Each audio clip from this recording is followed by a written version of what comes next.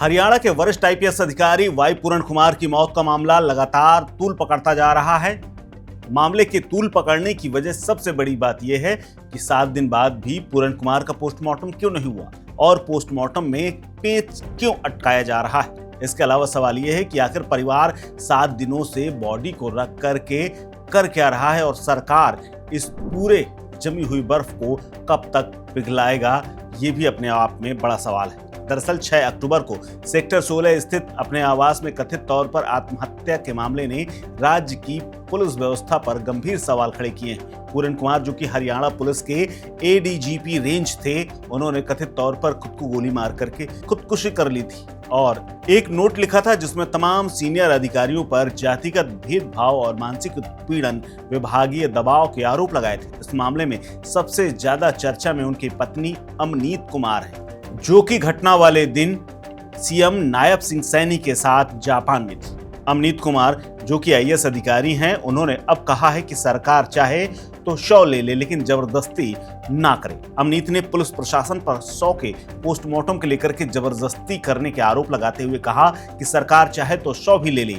ये बयान social media पर और न्यूज चैनलों पर छाया हुआ है, जिसका वीडियो वायरल हो रहा है, जिससे मामला और गरमाया नजर आ रहा है, क्योंकि 7 दिन बीत जाने के बाद भी पूरण का शव, जो कि वरिष्ठ आईपीएस अधिकारी थे, पोस्टमार्टम हाउस यानी मुर्दाघर में रखा हुआ है और अभी तक उनके शव का पोस्टमार्टम नहीं हुआ है और बॉडी अपने अंतिम संस्कार का इंतजार कर रही है।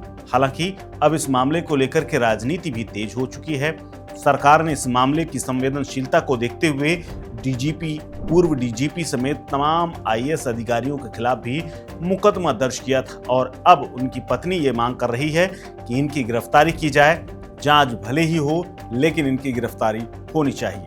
आपको बता दें कि नोट पर आईपीएस पूरण कुमार ने तो यहाँ तक लिखा था कि ट्रेनिंग के दौरान जूनियर अधिकारियों को खाना खाते समय लात घूंसे और थप्पड़ मारे जाते थे और ये सब कैंपस के सीसीटीवी में कैद होता था। हालांकि घटना वाले दिन पत्नी अवनीत कुमार जापान में मुख्यमंत्री के साथ थी। वहीं वो जब लौटी तो उन्होंने तुरंत पंचकुला के सेक्टर 5 थाने में एफआईआर दर्ज कराई। एफआईआर में जातिगत उत्पीड़न, मानसिक प्रताड़ना और विभागीय साजिश के तमाम आरोप लगाए थे। अमनीत का मानना है कि पूरण को दलित होने के कारण लगातार विभाग के अधिकारी अपमानित कर रहे थे, जिससे वो डिप्रेशन में चले गए थे। पत्नी अवनीत कुमार का बयान लगातार चर्चा में है। पूरण के मौत के 8वें दिन भी पोस्टमार्टम को लेकर के जब सवाल उनसे किया गया तो उन्होंने कहा कि सरकार चाहे तो शव ले ले लेकिन जब तक न्याय नहीं मिलेगा हम अंतिम संस्कार नहीं करेंगे, ना ही पोस्टमार्टम की हामी भरेंगे। परिवार का आरोप है कि सेक्टर 16 के गवर्नमेंट मेडिकल कॉलेज से शव को बिना सहमति के PGI-MER यानी post graduate institute of medical education and research Chandigarh ले जाया गया। अमनीत के भाई ने कहा कि जबरदस्ती शव ले जाया गया है जबकि परिवार तैयार नहीं है। इस पर अमनीत ने कहा कि सरकार चाहे तो शव भी ले ले, हमारा कोई भरोसा नहीं रहा है। पूरण ने जो सहा है वो सब ने देखा है, अब शव पर भी कब्जा कर लिया गया है। न्याय मिलेगा या सिर्फ साजिश चलेगी? ये बयान अमनीत ने 11 अक्टूबर को PGI के बाहर खड़े होकर के परिवार के सामने दिया था। उन्होंने आगे कहा था कि पोस्टमार्टम रिपोर्ट से सच्चाई छिपाने की कोशिश होगी। ऐसे में हम चाहते हैं कि जब तक न्याय ना हो तब तक हमें शव को ऐसे ही छेड़ा ना जाए।